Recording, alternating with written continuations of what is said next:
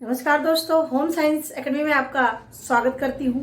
आज आपके लिए फूड एंड न्यूट्रिशन में भोजन पकाने की विधियां लेकर के आई हूँ। और इसके पहले में भी आपके क्वेश्चंस चल रहे हैं जो आपके नेट के लिए टीजीटी, पीजीटी और DSSB और आपके आर्मी पब्लिक स्कूल के भी फॉर्म आ चुके हैं। उसके लिए भी यानी ऑल ओवर आपका ये तैयारी चल रही क्वेश्चंस की। और बीच में ये भी कमेंट आ रहा है कि इसको मतलब कि फूड एंड न्यूट्रिशन की हमारी जो वीडियो है वो डिलीट हो चुकी है। मैंने बहुत कोशिश किया वो लाने के लिए, लेकिन कहते हैं कि जो वीडियो जो है यूट्यूब से डिलीट हो जाती है वो रिकवर नहीं होती है, तो इस वजह से मुझे फिर से ये मेहनत करनी पड़ रही है। तो चलिए कोई बात नहीं। तो आज मैं आपके लिए भोजन पकाने की विधियां, आपके कमेंट आ रहे थे इसलिए मैं यहाँ पर ये लेकर के आई हूँ। और दूसरी बात, फूड एंड न्यूट्रिशन के मैंने कक्षा 9 की जो वीडियो मैंने बनाया है उसमें फूड न्यूट्रिशन के आपके काफ़ी चीज़ें मिलेंगी। जैसे आपके भोजन, संतुलित भोजन क्या है, भोजन में जो भोज्य पदार्थों का वर्गीकरण है यानी जिसमें सारी चीज़ें आपके जितने आपके अनाज हैं उसके बारे में मैंने पढ़ाया, मसालों के बारे में पढ़ाया, यानी लगभग चीज़ें मैंने वहाँ पर कवर किया है। तो लगभग वो शायद 6 पार्ट में है वो। तो प्लीज़ आप वहाँ से जाकर के फूड एंड न्यूट्रिशन की चीज़ों को आप देख लीजिए, बहुत अच्छे से वहाँ पर कवर किया है।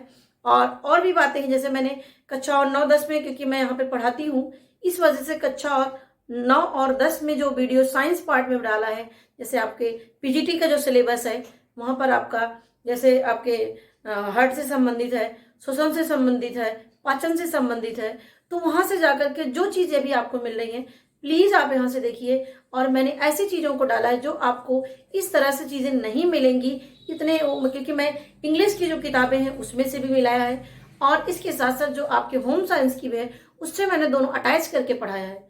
तो आपको हर चीज़ें वहाँ पर मिलेंगी। कक्षा 9 और कक्षा 10 की चीज़ों में के आपके पार्ट में जाइए, वहाँ के लिस्ट में वहाँ से आपको मिलेंगे। और एक हेल्थ भी जो प्ले लिस्ट है वहाँ पर भी आपको काफ़ी चीज़ें मिल जाएंगी हेल्थ से। जैसे आपकी हेल्थ क्या है, स्वास्थ्य योजनाएं कौन सी हैं, और इसके साथ साथ व्यक्तिगत स्वास्थ्य क्या है, स्थानीय संस्थाएं क्या हैं, ये सब जो सिलेबस है 9th का उसमें है। सोचिए वो आपको पढ़ना भी है। तो देखिए आपके लिए मैंने आप इसीलिए कहती हूँ बार बार कि जो आपके 9th और से लेकर के 12th की जो बुक चलती है उनसे आप पढ़िए। और मैंने 7 और 8 की भी लगभग वीडियो बनाया भी है। तो ये चीज़ें हैं, इसीलिए मैंने कहा था एक प्लेटफॉर्म ऐसा है कि आपको 6 to 12 की नॉलेज देगा और इससे आपको 100% ही इस चैनल से आपको निश्चित ही मदद मिलेगी। तो हाँ, अभी आपका ये आ रहा है कि मैडम इसका मतलब कि कोर्स भी खत्म कर रही है। तो देखिए जब लगभग मैं टीजीटी का सिलेबस में देखा मैंने, तो काफ़ी चीज़ें मैंने कवर किया है। आहार और पोषण को छोड़ करके बाल विकास भी और आपका एक्सटेंशन एजुकेशन भी, टेक्सटाइल भी, यानी जितनी लगभग चीज़ें हैं, और गृह प्रबंधन में मैंने कवर किया है। तो इन वीडियो को आप देखिए, जहाँ नहीं समझ में आएगा फिर आप हमें कमेंट करके पूछ सकते हैं और फिर मैं उस पर बनाऊँ, क्योंकि आप सबसे मेरा पहला उद्देश्य है कि आपके अनुसार मैं पढ़ाऊँ। यानी आपका जो उद्देश्य है, आप जिस टॉपिक में फंस रहे हो उस टॉपिक में हमें आप कमेंट किया करिए, क्योंकि आपकी इम्पोर्टेंस मैं ज़्यादा दूंगी, क्योंकि आपके अनुसार हमें चलना है। आप जो कहेंगे, यानी कहने का मतलब आपकी जो रुचि होगी, नेट का सिलेबस होगा नेट के अनुसार, टीजीटी का सिलेबस होगा टीजीटी का, पीजीटी का होगा तो पीजीटी का। ये आपका 5 नवंबर का एग्जाम नेट का खत्म हो जाए, उसके बाद मैं आपको टीजीटी और पीजीटी का ही सिलेबस लेकर के चलूंगी। तो आप मैं जो क्वेश्चन करा रही हूँ, प्लीज़ ये ऐसे क्वेश्चन मैं जो करा रही हूँ ये आपको जल्दी मिलेंगी भी नहीं, क्योंकि मैं सारी बुक को सर्च करती हूँ। सारी बुक को सर्च करने के बाद जहाँ से क्वेश्चन उठे हैं वहाँ से मैं आपको बनाती हूँ। तो प्लीज़ इसको आप देखिए, चाहे जिस चीज़ की आप तैयारी कर रहे हो, टीजीटी की हो, पीजीटी की हो। पीजीटी का जो साइंस पोर्शन है अभी मैं उसको टच नहीं कर रही हूँ, वहाँ से आपका ये मान सकती हूँ ये भी आपके क्वेश्चन उसमें से नहीं आए, लेकिन मैंने कुछ टॉपिक वहाँ पे कवर किया है, वहाँ वीडियो से जाकर के देख सकते हैं। और इसके साथ साथ आपके नेट के भी पैटर्न से मैं बना रही हूँ। और ये भी मैं आपको कहती हूँ कि इसको देखने के बाद आप खुद सेल्फ स्टडी किया करिए, खुद आप करिए कि आपको कहाँ लग रहा है कि अभी हमें नहीं पढ़ाया जा रहा है या अभी नहीं बता रही है मैडम, तो आप खुद उसको पढ़िए। ये चीज़ होती है सेल्फ स्टडी करने का। तो बस इतना ही कहना था। अब आते हैं अपने वीडियो की तरफ। देखिए भोजन पकाने की विधियां। सबसे पहले जानते हैं भोजन क्यों पकाए जाते हैं, क्या इसका उद्देश्य होता है भोजन पकाने का।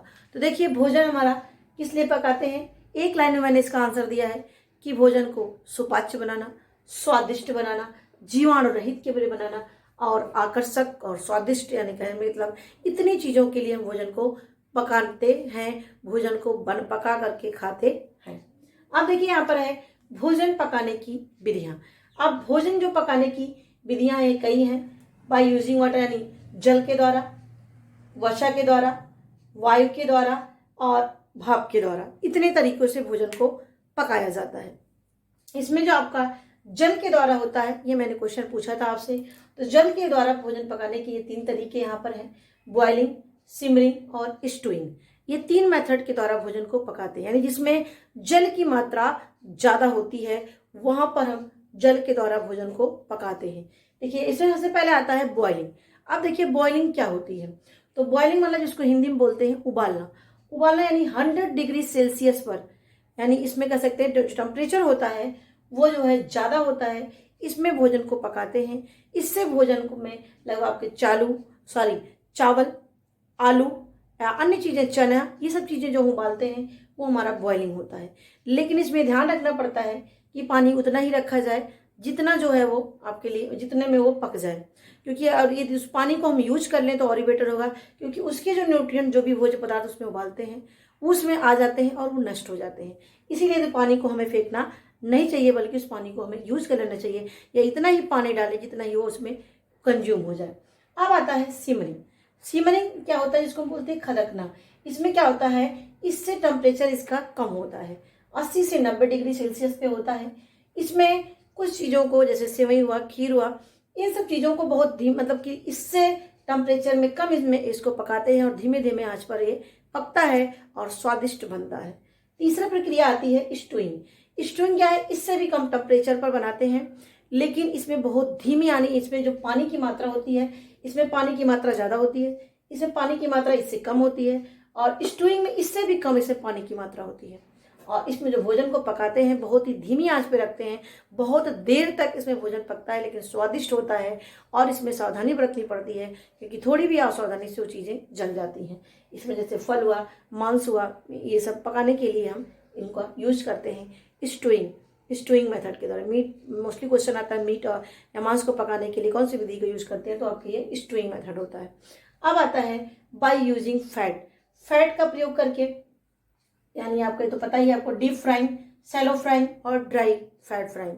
अब देखिए डीप मतलब, जिसमें डीप मतलब गहरा, जिसमें हम ज़्यादा तेल का प्रयोग करते हैं, और उसमें जैसे पूड़ी को छानना हुआ या कचौड़ी छानना हुआ, यानी इसमें जिसमें हम तेल की मात्रा ज़्यादा होती है और इसका टेम्परेचर बहुत ज़्यादा होता है, क्योंकि देखिए 180 डिग्री से 220 डिग्री तक इसका टेम्परेचर होता है, इसमें हम भोजन को पकाते हैं। और इसमें कचौड़ी, जलेबी, समोसा, पकौड़ा, ये सब तलने के लिए यूज करते हैं, क्या पर डीप फ्राइंग।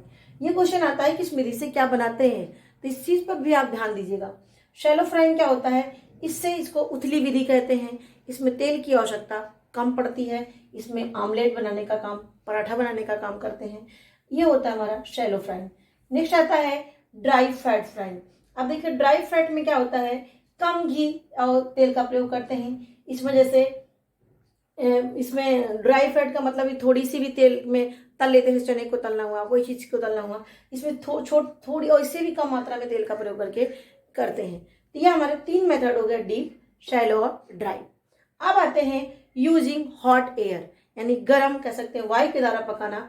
इसमें इतने मेथड है, बेकिंग, ब्रोलिंग, रोस्टिंग, पफिंग और माइक्रोवेव। तो देखिए यहाँ पर जो बेकिंग होता है, आपको पता है बेक करना, जैसे तंदूर की रोटी बनाना होता है, तो इस तरह से भट्टी बनी होती है, जिससे वहाँ पर उसके जो एयर होते हैं, जो उसकी गर्म वायु होती है, उसी वायु से ही वो क्या होता है, पक जाता है। एक ही तरफ ज़्यादातर उसको पकाने की जरूरत पड़ती है। अब देखिए जो दूसरा होता है ब्रोलिंग। ब्रोलिंग में क्या होता है, सीधे आंच पर इसमें पकाते हैं ब्रोलिंग में, और इसमें सब्जी हुआ, मछली, फल, इन सबको पकाने के लिए सीधे आंच में रख करके पकाते हैं। और जैसे क्या हुआ, कभी कभी क्या होता है, जैसे जो मार्केट में बेचते हैं वहाँ पे ग्रिल लगा लेते हैं। अब देखिए ग्रिलिंग जैसे यहाँ पर लिखा है, इस तरह से ग्रिल लगी होती है और नीचे आग होती है, और इस पे पदार्थ को रख करके इस ग्रिल पर पकाते हैं, तो भी क्या है, वो भी एयर का मेथड होता है। रोस्टिंग क्या होता है, रोस्टिंग में 2 मेथड होता है, एक डायरेक्ट होता है और एक इनडायरेक्ट होता है। अब देखिए जैसे कभी कभी हम क्या होता है, जब ठंडियाँ आती हैं तो हम लोग आलू भून के खाते हैं, और शकरकंद हुआ, आलू हुआ, और बैगन हुआ, इन सबको क्या करते हैं, डायरेक्ट आग में रख डाल देते हैं और उससे क्या होता है, उसी गर्म एयर से क्या होता है, वो पक जाता है, जो बहुत ही ज़्यादा स्वादिष्ट और सोन सा लगता है सुनहरा। और जो चना होता है ये भी उसमें पकाते हैं, लेकिन चने में क्या होता है, चने के लिए अप्रत्यक्ष कहने का मतलब है इसमें हम बालू का प्रयोग करते हैं, नमक का प्रयोग करते हैं, यानी इसमें किसी पदार्थ को लेकर के उसको भूनते हैं, तो हमारा वो अप्रत्यक्ष मेथड है। अप्रत्यक्ष में चना भूनते हैं, मटर भूनते हैं, ये हमारे मूंगफली भूनते हैं, ये होते हैं। और प्रत्यक्ष में क्या होता है, जो बैगन को डायरेक्ट हम आग में डाल देते हैं, वो हमारा क्या होता है, प्रत्यक्ष मेथड होता है। अब आता है पफिंग। पफिंग भी क्या होता है, फुलाने का काम करता है। गर्म एयर होती है, जैसे हम रोटी को फुला रहे हैं, आग है, बढ़िया सा एयर है, उसमें क्या करते हैं, उसमें रख देते हैं और वो चीज़ फूल जाती है। तो यानी पफिंग का मतलब होता है फुलाना, वो गर्म एयर की वजह से। नेक्स्ट हमारा माइक्रोवेव। माइक्रोवेव तो पता ही है, इसमें चीज़ों को उतने टेम्परेचर पर रख देते हैं, उस टेम्परेचर में गर्म होता है, उससे चीज़ें के जैसे हमें केक पेस्ट्री बनाना होता है तो उससे क्या होता है, बन जाता है। तो ये हमारा हुआ माइक्रोवेव। अब आता है बाई स्टीमिंग। अब देखिए बाई स्टीमिंग जिसमें बोलते हैं भाप के द्वारा, इसमें भी दो विधि होती है, प्रत्यक्ष विधि और अप्रत्यक्ष विधि। प्रत्यक्ष विधि में क्या होता है, इसमें एक सांचे होते हैं, उस सांचे में उस पदार्थ को रखते हैं और तब उस मतलब कि उसको बनाते हैं। और एक चीज़ और इसमें होता है, जैसे हम लोग क्या घर में फरा बनाते हैं, या क्या होता है कि नीचे पानी रख देते हैं और वैसी कोई थाली रखते हैं जिसमें क्या होते हैं, होल होते हैं, और उससे क्या होती है, एयर निकलती है, भाप निकलता है, और उस भाप से, स्टीम से क्या होता है, जो ऊपर चीज़ें रखते हैं क्या होता है, वो पक जाता है। तो हमारी क्या होती है, वो स्टीमिंग मेथड में होता है, वो प्रत्यक्ष विधि होती है। और अप्रत्यक्ष में क्या होता है, जैसे एक बड़ा सा बर्तन होता है और उस बर्तन में वो खौलता हुआ पानी होता है वो, और उस बर्तन में कोई चीज़ हम रखते हैं, छोटे बर्तन में कोई चीज़ भोज्य पदार्थ को पकने के लिए रख देते हैं, तो क्या होता है, उस जो बर्तन में पानी पक रहा है उसके भाप से जो अंदर पदार्थ होता है वो क्या होता है, पक जाता है। तो ये विधि होती है अप्रत्यक्ष विधि। तो प्रत्यक्ष हुआ और अप्रत्यक्ष हुआ स्टीमिंग मेथड में। अब आते हैं हमारा अन्न पकाने की विधियाँ, यहाँ से भी आपके क्वेश्चन पूछे जाते हैं। तो देखिए यहाँ पर है ब्लांचिंग। अब देखिए ब्लांचिंग क्वेश्चन आपका आया भी है, क्या होता है ब्लांचिंग, नेट में भी आपके क्वेश्चन ये आए हैं। ब्लांचिंग क्या होता है कि जैसे हमें कटी सब्जियां हुई या साबुत आपके फल जैसे टमाटर हुए, इनके हमें छिलकों को जब उतारना होता है तो छिलकियों को उतारने के लिए ब्लांचिंग की क्रिया होती है। यानी कटी सब्जियां, साबुत टमाटर या फलों को उबालना ही क्या कहलाता है, ब्लांचिंग कहलाता है। ब्लांचिंग का मतलब उसके छिलके को उतारना। अब आता है पोचिंग। पोचिंग क्या होता है कि गुनगुने जल में भोज्य पदार्थों को पकाना, जिसमें बहुत ही कम उसकी आवश्यकता पड़ती है हीट की, तो उसे क्या बोलते हैं, पोचिंग की क्रिया। तीसरा आता है प्यूरी। प्यूरी पता ही है आपको, जिसमें क्या होता है, जैसे टमाटर की प्यूरी हुआ, किसी चीज़ की हुआ, तो क्या करते हैं, उसको उबालते हैं, उबालने के बाद उसके छिलके को उतार के उसके प्यूरी, यानी उसको कह सकते हैं जब जो उसका प्यूरी बना लेते हैं, जैसे आप सब्जियों में डालना हुआ टमाटर की प्यूरी तो उसको डालते हैं। तो ये हमारा क्या होता है, प्यूरी। नेक्स्ट आता है किरेमल। किरेमल मतलब जिसको बोलते हैं कैरेमलाइजेशन जिसको बोलते हैं। इसमें क्या होता है, चीनी हुआ या गुड़ हुआ, इनको तो हम धीमी आंच पे रख देते हैं और धीरे धीरे ये पक जाता है, लाल सा हो जाता है, सुनहरा सा हो जाता है, और इससे क्या होता है, स्वादिष्ट भी आ जाता है, इससे कलर भी चेंज हो जाते हैं। इसी को ही हम क्या बोलते हैं, कैरेमलाइजेशन। क्या बोलते हैं, तो कैरेमलाइजेशन जो होता है ये चीनी और गुड़ में किया जाता है। अब आता है स्टॉकिंग। स्टॉकिंग क्या होता है, गूदे को निकालना ही क्या कहते हैं, स्टॉकिंग कहते हैं। यानी जो फल के गूदे होते हैं उनके हिसाब से जैम जेली बनाना हुआ तो उसके गूदे को क्या करते हैं, निकालते हैं। तो गूदे को निकालने के लिए स्टॉकिंग की क्रिया से हम उसके गूदे को निकालते हैं। ऐसे उसको उबाल लिया, उबालने के बाद उसके छिलके को उतार लिया, फिर उसको छन्नी से उसको क्या करते हैं, क्रश करते हैं, क्रश करते जिससे उसके अन्य चीजें जो है हट जाए और केवल गूदा गूदा सा रहे, उसे बोलते हैं स्टॉकिंग। अब आता है टेम्पर। क्या होता है टेम्पर, आपको पता होना चाहिए। टेम्पर जिसे हम लोग जिसको छौंक कहते हैं, छौंकना, जैसे दाल को छौंकना, अन्य कोई चीजें जो हम छौंक रहे हैं, तो उसके लिए क्या होता है, हम टेम्परिंग की क्रिया करते हैं। टेम्परिंग का मतलब उसको स्वादिष्ट बनाने के लिए छौंक करते हैं, तेल में डाल, तेल में जैसे मिर्चा डाल दिया, लहसुन डाल दिया, अन्य जीरा डाल दिया, इससे हम तड़के देते हैं, वो हमारा क्या होता है, टेम्पर। अब आते हैं इससे लाभ क्या होगा, यानी हमें भोजन पकाने से क्या लाभ होता है। तो भोजन पकाने से पहले जैविक मूल्य बढ़ जाता है, यानी प्रोटीन का जैविक मूल्य होता है, प्रोटीन का जैविक मूल्य बढ़ जाता है। जैसे यहाँ पर हमने एग्जांपल लिया है सोयाबीन। सोयाबीन को यदि उबालेंगे नहीं या सोयाबीन को हम ऐसे करेंगे तो उसमें ट्रिप्सिन नामक हानिकारक तत्व तो पाया जाता है, जो क्या करता है, जो हमारा भोजन को कह सकते जो हमारे लिए हानिकारक होता है। लेकिन जब इसको हम उबाल लेते हैं इनको, तो क्या होता है, वो पका लेते हैं तो उसकी ट्रिप्सिन क्या होती है, नष्ट हो जाती है। अब आता है सूक्ष्म जीव नष्ट। और इसके साथ साथ आपको पता ही है कि भोजन में सूक्ष्म जीव पाए जाते हैं, जिसकी सूक्ष्म जीव को यदि हम पका देते हैं भोजन को, तो जो उसमें सूक्ष्म जीव पाए जाते हैं वो नष्ट हो जाते हैं। अब आता है स्वाद, सुगंध और रंग में परिवर्तन। बिल्कुल सही, क्योंकि इससे क्या होता है, स्वाद भी आ जाता है, सुगंध भी बढ़ जाता है और उसके का टेक्सचर भी चेंज हो जाता है। अब आता है अंडे का एविडीन नष्ट हो जाता है।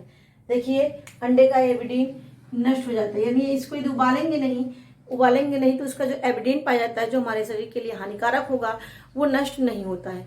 लेकिन जब इसको एविडीन को मतलब कि जब हम अंडे को उबाल देते हैं तो उसमें ये तो नष्ट हो जाता है, साथ में जो इसमें बायोटीन पाया जाता है विटामिन, वो बायोटीन क्या होता है, सक्रिय हो जाता है और जिससे वो बायोटीन हमें मिल जाता है। अगर एविडीन होगा तो बायोटीन हमें नहीं मिलेगा, वो उसको क्या करता है, उसको बाधक का काम करता है एविडीन।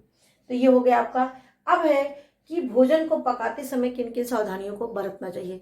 सबसे पहले बहुत धीमी आंच पर, यानी बहुत तेज आंच पर नहीं भोजन को पकाना चाहिए। और सब्जियों को उबालने में धीमी आंच का प्रयोग करना चाहिए, क्योंकि इससे विटामिन नष्ट हो जाते हैं। कोई चीज़ उबाल रहे हैं तो उसमें हमें सोडा का प्रयोग नहीं करना चाहिए, इससे विटामिन B1 नष्ट हो जाता है।